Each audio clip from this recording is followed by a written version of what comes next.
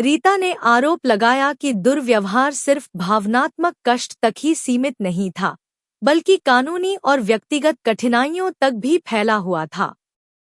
उन्होंने कहा, वह मुझे गर्भावस्था के दौरान अदालत ले गए और उस दौरान उनका एक अफेयर भी था, जिसका बाद में खुलासा हुआ। कानूनी दबाव और व्यक्तिगत विश्वासघात के मेल ने रीता को पूरी तरह तोड़ दिया और उन्होंने इस स्थिति का वर्णन इस प्रकार किया कि उन्हें ऐसा लग रहा था जैसे मेरी पूरी दुनिया ही उजड़ गई हो। आर्थिक तंगी ने उनके संघर्षों को और बढ़ा दिया। रीता याद करती हैं, मुझे प्रतिदिन केवल 100 रुपए दिए जाते थे और परिवार ने हमारे बच्चों के लिए दूध देना बंद कर दिया था। इस स्थिति ने कथित तौर पर भोजन सहित बुनियादी जरूरतों को पूरा करने की उनकी क्षमता को प्रभावित किया। उन्होंने आगे आरोप लगाया, जब मैं बाहर जाती थी तो रसोई की अलमारियां बंद रहती थी और मुझे अपनी ननद के घर खिचड़ी बनानी पड़ती थी। उन्होंने गायक को बेहद असुरक्षित बताया और कहा कि वह उन्हें घर से बाहर नहीं जाने देते थे। उन्होंने आगे बताया कि उनकी बहन अपने परिवार को छोड़कर उनके साथ रहने लगी थी।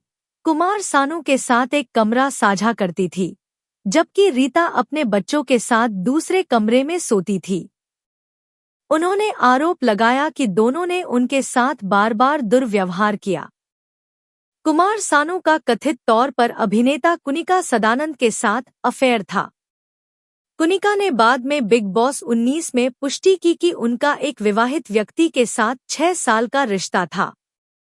उनके बेटे अयान लाल ने कुमार सानू के साथ उनके रिश्ते को बेहद जहरीला और परेशान करने वाला बताया। रीता और कुमार सानू की पहली मुलाकात कलकत्ता में हुई और दोनों एक दूसरे के प्यार में पड़ गए। 1980 के दशक में दोनों ने बिना माता-पिता की मर्जी के शादी कर ली। हालांकि बाद में उनके परिवारों ने उनकी शादी को स्वीकार कर लिया। 1994 में तलाक से पहले उनके 3 बच्चे हुए। यह विवाद सार्वजनिक सफलता के पीछे छिपे निजी संघर्षों की ओर ध्यान आकर्षित करता है। कुमार सानू भारतीय संगीत जगत में एक प्रतिष्ठित हस्ती बने हुए हैं, लेकिन उनकी पूर्व पत्नी रीता भट्टाचार्य के इन खुलासों ने उन निजी कठिनाइयों पर प्रकाश डाला है जिनका सामना उन्होंने अपने जीवन के एक नाजुक दौर में किया था।